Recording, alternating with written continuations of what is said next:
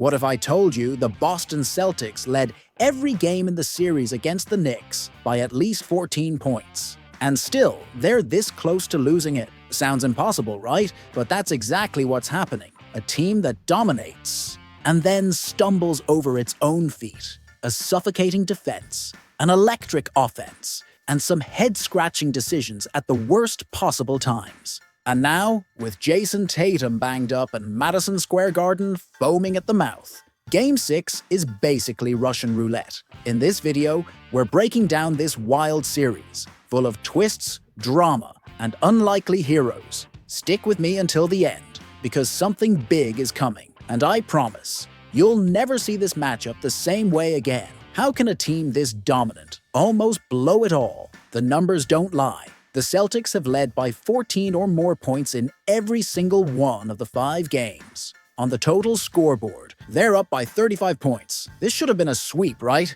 Nope. In games 1, 2, and 4, Boston built big leads and then lost control. And you know what they did during the 24 most important possessions of the entire series? Scored just 12 points. Can you believe that? It's like they have a self-destruct button that goes off exactly when they need to stay calm. The math says one thing, but the execution says another. It's the classic case of almost. If just 3 plays had gone differently, the series would already be over. But instead, here we are, in a scenario where Celtics fans swing between we're winning it all, and this is gonna collapse. But has the offense finally turned the corner, or is it just another mirage? Did the Celtics offense flip the switch for real? In the first 2 games, Boston looked stuck, less than a point per possession, a mess. But in the last 3, absolute explosion, 129.6 points per 100 possessions, the worst defensive stretch of the season for the Knicks. And the turning point? Transition play. They went from scoring just 0.75 points per transition possession to a ridiculous 1.54. That changes everything. A team that runs, scores. A team that scores, takes over. But here's the catch. It only works if the defense holds up. It's in this back-and-forth rhythm that the Celtics are thriving. The fast breaks open space for Jaylen Brown to shine, Derek White to knock down clutch shots, and even Luke Kornet, yes, Kornet, to become a key piece. The offense looks sharp, but what if the Knicks deliver one more perfect offensive night? Do the Knicks have one more miracle in them? Winning Game 4 was basically a miracle. 121 points on 94 possessions. Their best offensive performance of the series, but is it the exception or the rule? In the other 4 games, they're averaging 104 points per 100 possessions. Borderline unwatchable. The starting 5 has a 100.9 offensive rating. Mikal Bridges and Karl Anthony Towns have vanished. Combined, they're shooting 8 for 37 from 3. OG Anunoby hitting just 32% of his 2-pointers. Josh Hart tried to save them in Game 5, but not even his 5 made threes. Or Mitchell Robinson, being perfect from the free throw line, could stop the 25-point beatdown. This entire offense runs through Brunson, who averages 10 minutes per game with the ball in his hands. But even he can't carry this much weight alone. Have the Celtics found the antidote? And is the secret hiding in the paint? Is Kornet Boston's hidden weapon? When Porzingis went down in Game 4, Celtics fans feared the worst.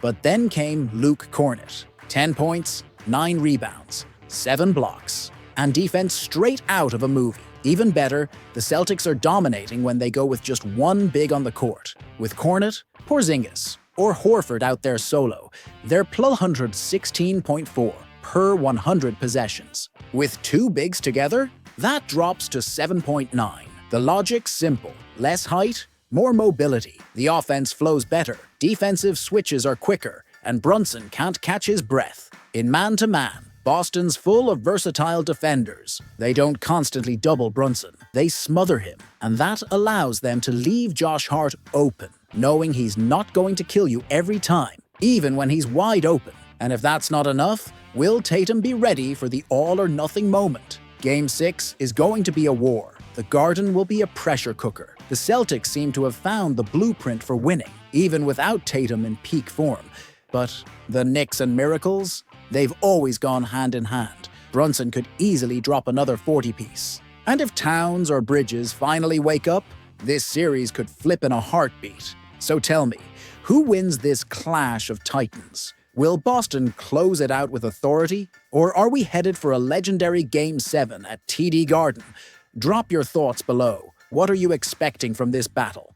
Game 6 isn't just another game, it's a test of character. Is this the turning point that changes the series? Going back to New York with momentum changes everything. Madison Square Garden is going to explode, and the Knicks know that if they let Boston breathe, the series is heading back to TD Garden. And then, my friend, the ghost of Game 7 comes knocking. Boston wants more than just survival. They want revenge. No pressure, nearly a full roster. Besides Tatum, no one else is on the injury report. The Celtics have the knife, the cheese, and all the motivation in hand. And if the NBA has taught us anything, it's that wounded teams with pride on the line are the most dangerous. The Celtics know that, the Knicks do too, and you're going to see it all unfold on the court. But up next, there's a question no one wants to say out loud.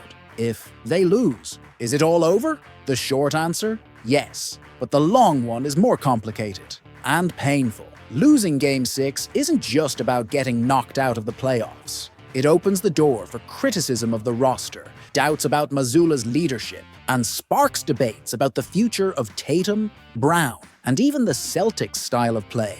The season would be labeled a disappointment. Yet another one. That's why this game is more than just a matchup. It's a statement. Either Boston comes home with the dream still alive, or they bury another promising season under the weight of their own expectations. The margin for error is gone, and what happens next could shape the franchise's future. Game 6 is more than a challenge. It's a mirror, a reflection of who the Boston Celtics truly are when everything's on the line. It's going to take sweat, guts, and maybe another miracle from Cornet to keep the dream alive. But if there's one thing Celtics history teaches us, it's that this team never goes down easy. Now I want to hear from you. With Tatum out and Cornet stepping up, who should lead the team in this decisive moment? Drop your take in the comments because this debate is just heating up. And if Game 7 comes, you already know the war will be in Boston. Subscribe, turn on notifications, and stay locked in because the next battle might just be historic.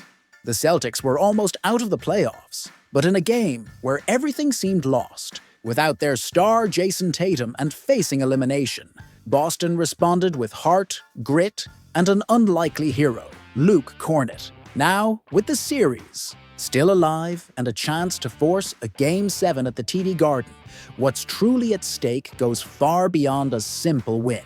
It's pride, it's survival, it's legacy. And if you think you've seen it all in these playoffs, hold on, because what comes next might change everything. No Tatum? Is there still hope? It sounds crazy to believe in a team without its main guy, but the Celtics aren't just surviving. They're rediscovering how to win. Jayson Tatum, out since Game 4, left a massive hole in the offense. And yet, in Game 5, Boston didn't just hang on, they dominated. How? With suffocating team play, physical defense, and, yes, you read that right, Luke Cornet as the protagonist. The big man, once just a role player, turned into a key piece. And that says more about this team's spirit than any stat ever could. Joe Mazzulla gambled on the unexpected, and it worked. But can lightning strike twice in the heat of Madison Square Garden? Because next up, the question gets even heavier. Is Luke Cornet the new unlikely hero? When was the then last time you thought of Luke Cornet as a game-changer in a do-or-die battle? Exactly. Not even the most die-hard Celtics fan saw this coming. But he brought order to chaos, grabbing boards, swatting shots, anchoring the paint, reading plays like a vet. He was everything Boston needed, and more. Mazzulla didn't hold back. We need him at his best if we want to go where we're aiming. Sounds like a stretch? It's not. With Tatum out, the team needed a new pillar. Cornet stepped up with a mix of humility and fire in his eyes. The question now is, can he carry that weight one more night? And will the Knicks just stand by and watch?